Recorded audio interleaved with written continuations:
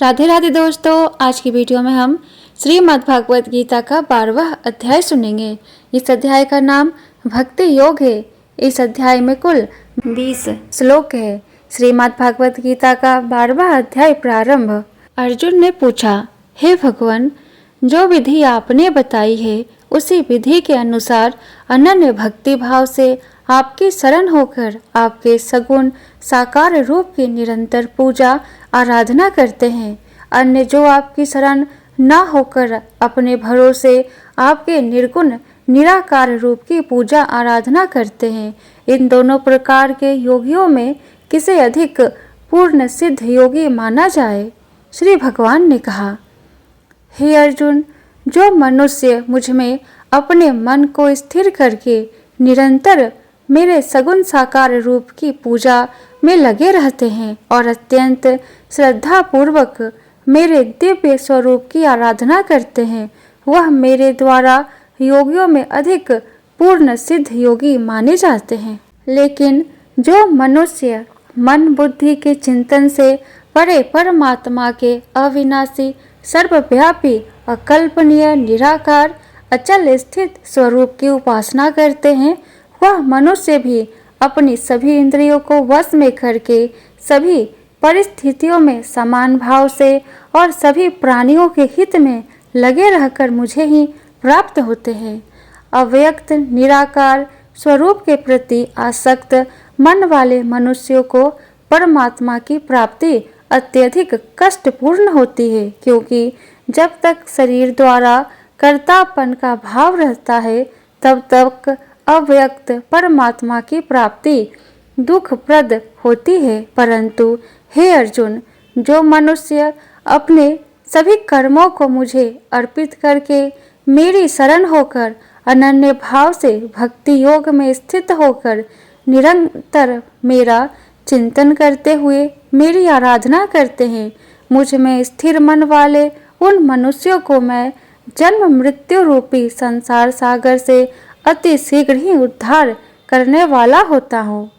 हे अर्जुन, तू अपने मन को मुझ में ही स्थिर कर और मुझे में ही अपनी बुद्धि को लगा। इस प्रकार तू निश्चित रूप से मुझ में ही सदैव निवास करेगा, इसमें किसी प्रकार का संदेह नहीं है। हे अर्जुन, यदि तू अपने मन को मुझ में स्थिर नहीं कर सकता है तो भक्ति योग के अभ्यास द्वारा मुझे प्राप्त करने की इच्छा उत्पन्न कर। यदि तू भक्ति योग का अभ्यास भी नहीं कर सकता है तो केवल मेरे लिए कर्म करने का प्रयत्न कर। इस प्रकार तू मेरे लिए कर्मों को करता हुआ मेरी प्राप्ति रूपी परम सिद्धि को ही प्राप्त करेगा। यदि तू मेरे लिए कर्म भी नहीं कर सकता है तो मुझ पर आश्रित होकर सभी कर्मों के फलों का त्याग करके समर्पण के साथ आत्मस्थित महापुरुष की शरण ग्रहण कर। उनकी प्रेरणा से कर्म स्वतः ही होने लगेगा। बिना मुझ में मन को स्थिर करने के अभ्यास से ज्ञान का अनुशीलन करना श्रेष्ठ है।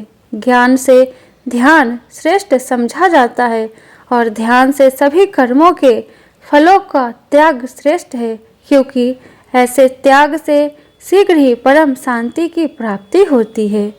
जो मनुष्य किसी से द्वेष नहीं करता है, सभी प्राणियों के प्रति मित्र भाव रखता है, सभी जीवों के प्रति दया भाव रखने वाला है, ममता से मुक्त, मिथ्या अहंकार से मुक्त, सुख और दुख को समान समझने वाला और सभी के अपराधों को क्षमा करने वाला है।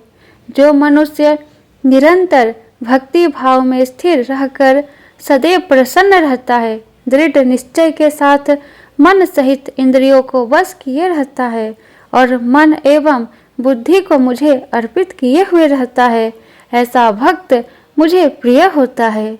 जो मनुष्य न तो किसी के मन को विचलित करता है और न ही अन्य किसी के द्वारा विचलित होता है, जो हर्ष संताप और भय चिंताओं से मुक्त है, ऐसा भक्त ही मुझे प्रिय होता है।